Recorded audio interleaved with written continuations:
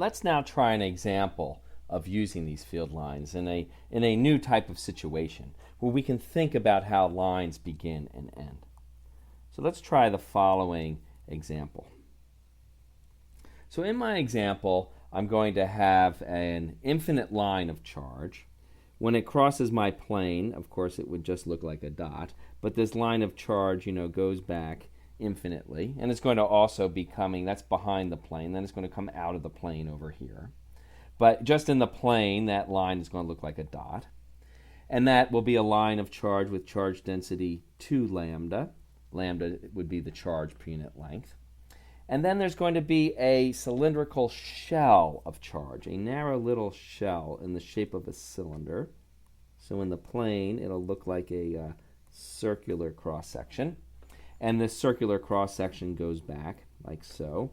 And I want my center point, my line of charge, actually to be centered. So when it comes out of my cylinder, it comes out, centered. That makes my diagram a little better. And this outer shell of charge is going to carry a net charge per unit length of minus lambda. And our job then is to sketch the field lines for this. So the example is, what do the field lines look like for a situation like this? Now, the first thing we know is that we can do this by analogy. We can think about our fluid example. Now, a fluid source for a long line like this, right, would be a whole line of little point charges or little point sources. So I know I'm going to have fluid oozing outwards from this infinite, from the representation of this infinite line of charge. So those field lines then come directly outward. Because we want to be careful now about the density of lines and the number of lines, we should decide how many lines are going to come out from our source here. It doesn't matter what particular number we pick as long as we are careful to maintain proper proportionality. So for 2 lambda, just so I have some variety, I guess I'll make 8 lines coming out. So let me draw 8 lines, and they come all directly outward, and I'll draw them all at equal directions. So I'll have the classic cardinal directions and then the diagonals, right? So the field lines are going to come out like this. Fluid is being pumped into the system along this line.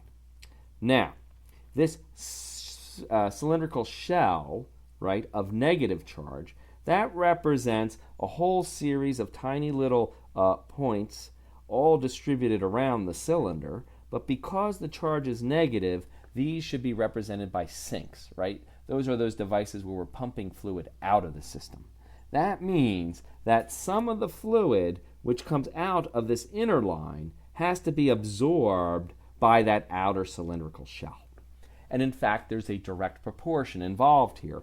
I exactly chose things so that this outer shell has half the charge of the inner shell. So half of the fluid coming out of here is going to end up on that outer shell, or sucked into that outer shell.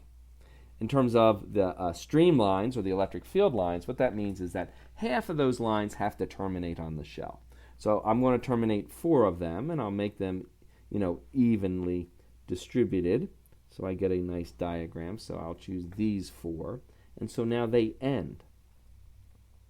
But as I've been stressing, if field lines end, they can only end on a charge. So when you draw a proper diagram like this, you should put little negative charges at the end points of your field lines, particularly always so that the TAs, I'll just draw, you can draw some extra arrows if you want. I just want to emphasize the direction on these lines, particularly so that the TAs know that you understand that there is actually a charge there.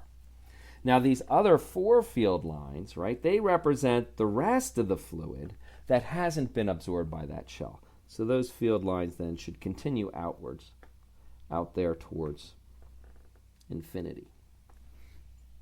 And in fact, this same pattern would continue, as I go down the cylinder. At any point in the cylinder, I can take a little slice, and that little slice then, if I look at the field lines in that slice, I would sketch it so that I've got 4 lines coming out, maybe on these cardinal directions, and then the 4 diagonal lines being absorbed on those negative charges. Now here's an interesting question. I have just a little follow-up question. The follow-up question is, well, what does the field pattern, what do we expect that the field pattern should look like very far away from this kind of situation? A follow-up. This is sometimes called a far field analysis. We want to see what happens to the field far away from the situation. And I'll just draw the edge view for this. So remember what we're looking at, right? What we have is just an edge view. I've got that central wire of charge 2 lambda, and I've got a shell then of charge minus lambda surrounding it.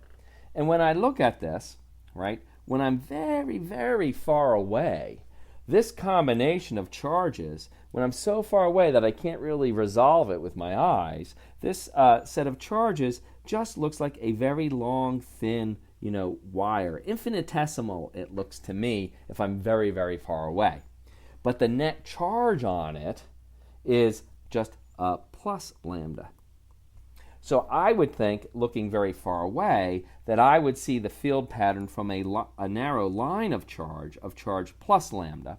And if I were then to try to sketch what the field line should look like for that situation, when I'm far away at least, I would draw equally, spaced outward going lines. But now, because my charge is plus 1 lambda, maintaining consistency and proportionality of number of field lines with my previous diagram, I would need just 4 field lines to represent this. And so I would probably choose to represent it as so, with these 4 field lines along my cardinal directions.